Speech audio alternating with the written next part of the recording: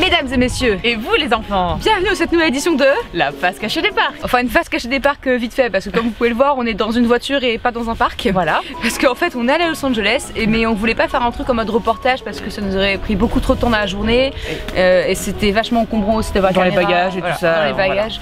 Voilà. Du coup on a eu l'idée de faire ça avec une petite caméra et une narration extérieure en voix off.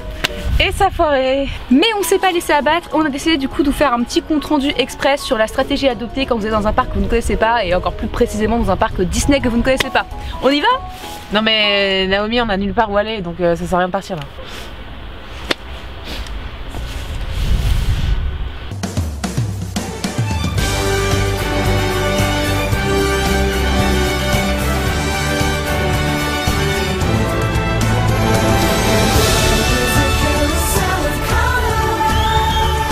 Conseil numéro 1. Renseignez-vous un maximum sur le parc dans lequel vous allez et surtout sur les horaires d'ouverture. Histoire de pas vous pointer 2 heures à l'avance.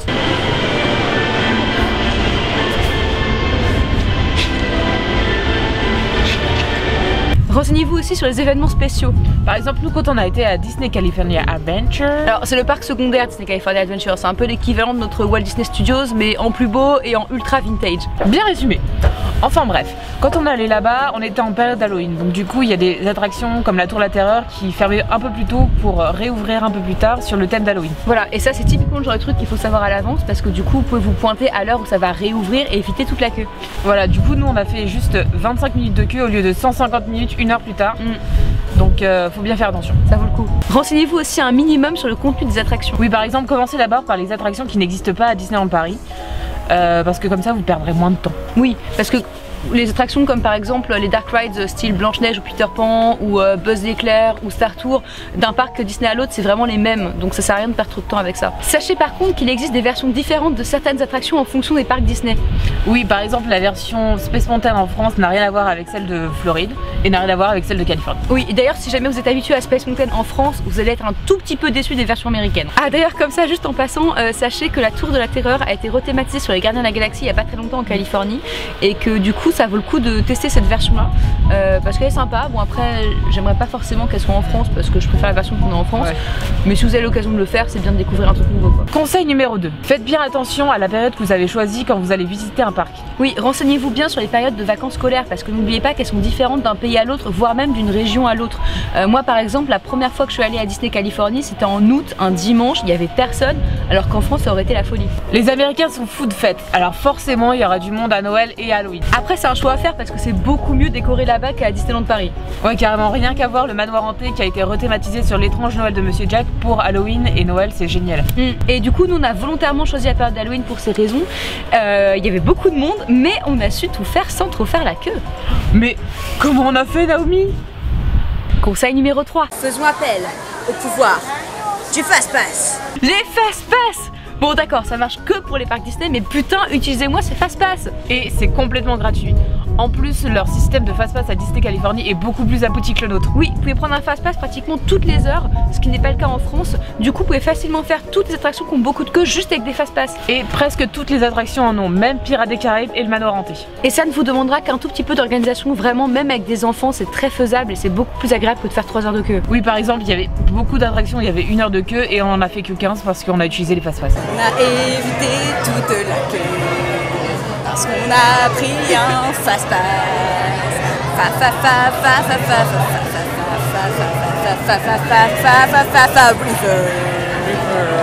Et ça nous a permis du coup de faire un truc comme Indiana Jones 3 fois. Bon, Indiana Jones qui n'a rien à voir avec la version qu'on a à Paris, mais j'y reviendrai plus tard. Alors que Indiana Jones montait facilement à 70 minutes de la journée. En plus, il y a plein de spectacles à voir et des trucs à visiter entre 2 fast-pass si vous n'avez rien à faire. Donc vous avez aucune excuse de ne pas les utiliser.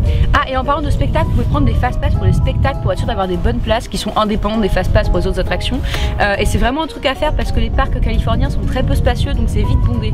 Conseil numéro 4, ne soyez pas des moutons. Votre outil principal en tant que stratégiste, c'est votre cerveau. Ne faites pas comme tout le monde. Et non, et même si vous n'êtes pas arrivé à l'ouverture, c'est pas grave parce que il faut aller faire les attractions qui sont au bout du parc. Voilà, pas celles qui sont juste devant parce que les gens se précipitent bêtement vers les premières attractions qui viennent. Donc allez bien à l'autre bout du parc. Voilà, là où il y aura personne. Par exemple, quand dans une file d'attente, la queue se sépare en 2 files différentes, d'accord? 2 files. Voilà. 2 files, ok? N'allez pas bêtement dans la file dans laquelle tout le monde va. S'il y a une des 2 files qui est vide, prenez cette file. Et ne vous inquiétez pas que les cast members vous rappelleront gentiment qu'il y a 2 files d'attente. There's 2 lines.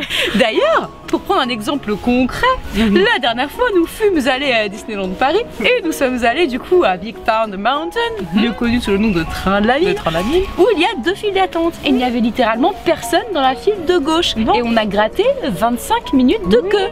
On a fait 15 minutes au Train de la Mine. Au lieu de 70. Voilà, juste en choisissant la bonne file. Donc réfléchissez.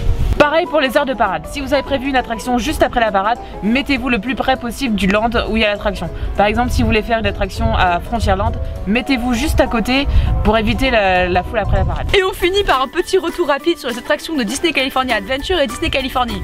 Et il y en a vraiment 2 à ne pas louper. La première, c'est Radiator Springs Racer. Le seul truc bien qui soit sorti de la licence Cars d'ailleurs. L'attraction se trouve dans le land Radiator Springs à Disney California Adventure. En gros, c'est une course en décapotable dans le Grand Canyon, c'est super cool. C'est l'attraction phare de ce parc, donc du coup foncez-y dès l'ouverture et ensuite prenez un fast-pass pour la refaire encore une fois.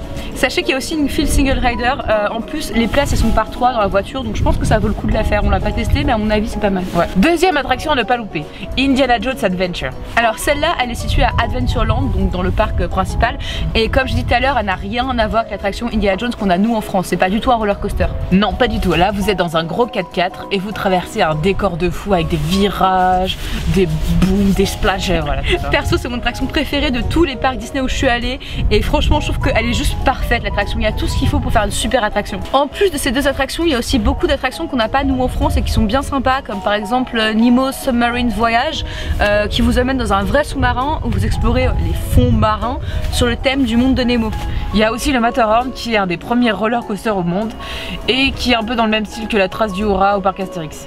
Et California Screaming qui est un roller coaster bien sympathique avec un démarrage qui ressemble un petit peu à celui de Space Mountain, une petite musique, un petit looping tout mignon et en plus il n'y a pas beaucoup de queue. Et bien sûr tous les spectacles qui valent le coup, surtout les spectacles nocturnes. Oui, comme par exemple World of Color qui se trouve à la Disney California Adventure qui est très connu, c'est un grand classique qui utilise du coup des projections et des jets d'eau avec des musiques qui ambiancent bien comme la musique du génie ou C'est la fête. Et Fantasmic qui se trouve dans l'autre parc et qui est souvent élu l'un des meilleurs spectacles des parcs Disney et il est vraiment différent de celui de Floride. Et enfin notre dernier conseil, amusez-vous! Prenez pas la tête, profitez. Oui, même si une attraction tombe en panne, c'est pas la peine de perdre du temps à rouspéter, à aller faire autre chose. Vous trouvez dans l'endroit le plus magique du monde, alors souriez. On est coincé dans Indiana Jones.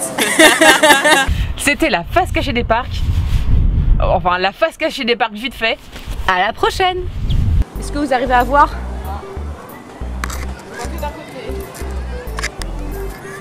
Wow. Angie a vu un Wendigo. C'est pas tombé la caméra là.